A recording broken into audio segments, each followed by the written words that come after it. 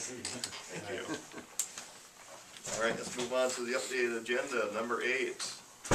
Conversation about the muni. This letter, did that get taken care of? The letter, yes. Thank you to Brenda, okay, yes. As part of that other one, okay, I missed that. Yeah, I would like us to consider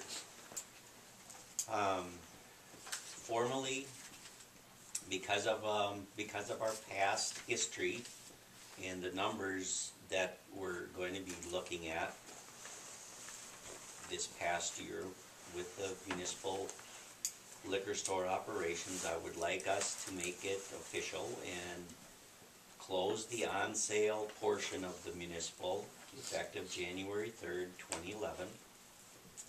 Keep the off-sale open, but that gives us time to plan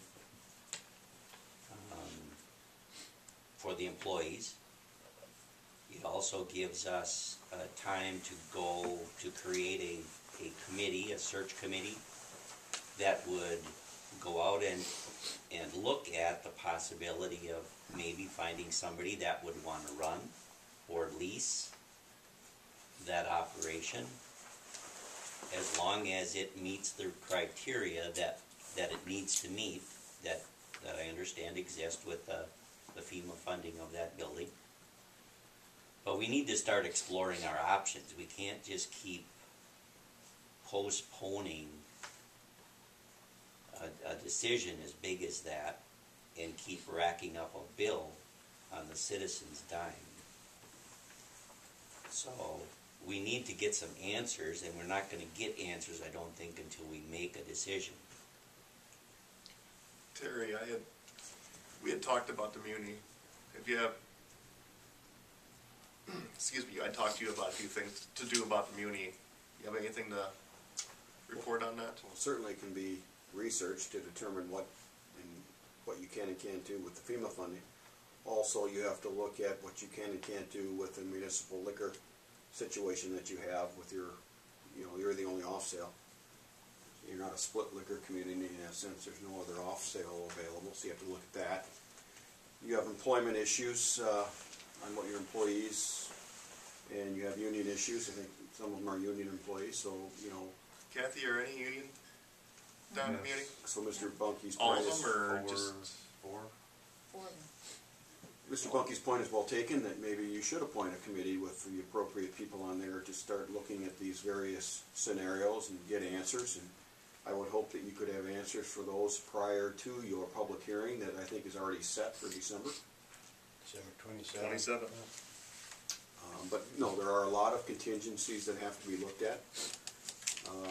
Certainly Kathy should be involved in that committee because of her familiarity with the union and the liquor store and employees and things. But no, I think time is important for that. But you have a lot of contingencies that you need answers to before you can make some final determination.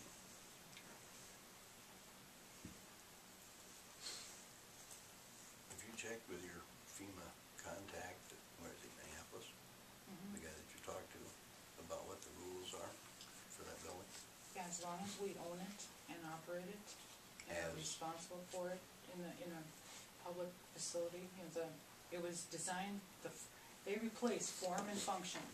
So if we keep the function of a liquor establishment in there, we don't have to pay back the money. If we lease it or sell it or, give it away to somebody to run it as a grocery store, then we gotta pay back the few money. I think those regulations should be looked at. They should provide us that because, the question is, could you keep the off-sale on as a municipal function? Yeah. And could you put another municipal function that isn't liquor related in the other side? Or could you lease it to someone? I don't know that answer, and that's something that you should carefully inquire on so that you have those contingencies answered for your. And I think they need to be available for the public hearing so that people, if they ask those, you have answers to those questions. Agree. And I know the time is short; it's only 30 days, but time is critical. So. I did research too. If we gave up the off sale, what happens? You would then issue a license to someone else for that opportunity to sell off sale, but the maximum fee you can charge is $200 a year. That's the maximum license fee that you can allow. So, Are you allowed one? For the liquor license, you're saying?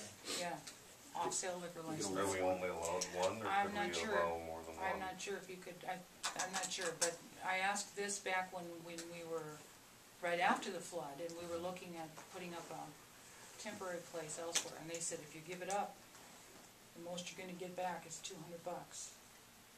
So it's like, the potential for, the potential revenue of a lot greater than what you'd be giving away that monopoly, you know? You know, the other option is, could you look out for, can you RFP the whole process and still maintain your liquor license in each side and have someone run it for a fee? I don't know that answer. That would have to be looked into. Not your off-sale, you can't do that, you have to run, they have to be city employees. But you can do the on-sale, I know, because other communities have done RFPs for on-sale. But What did Houston do? Houston's is no longer in They municipal. sold the whole thing. They sold it, but they didn't have any contingencies with They FEMA didn't have money any or FEMA anything. money in it. So that was They open. just sold, everything's gone. There are no municipal licenses in Houston at all anymore. They're all private, or a club.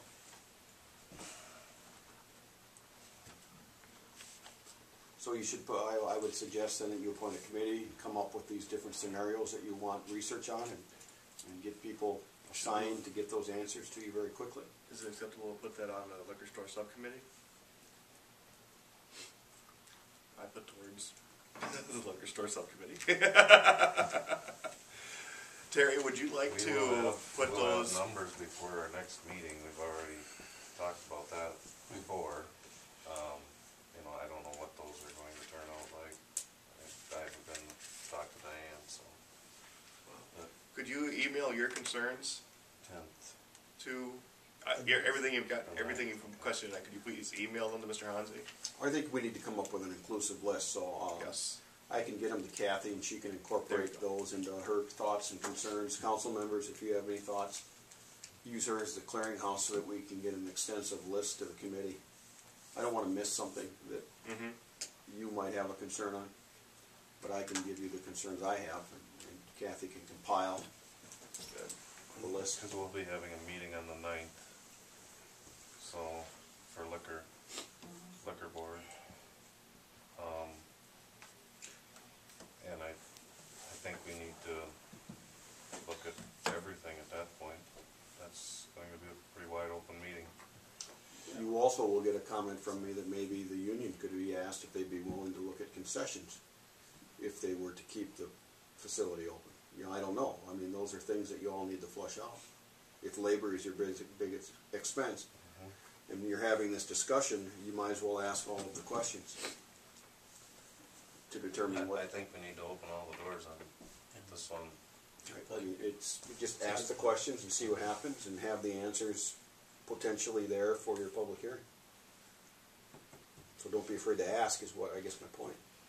Would it be reasonable to structure the subcommittee with the 2 current members, Kathy and a citizen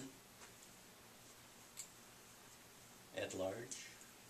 Depending on if you're going to discuss any employment issues, I would not be comfortable at that point if you're going to have any detailed employee discussions outside of the city staff, but that's if you're talking in general terms. As far as performance Or related? specifics of cutting hours of employees, or other than a general discussion about limiting labor expense or something like that.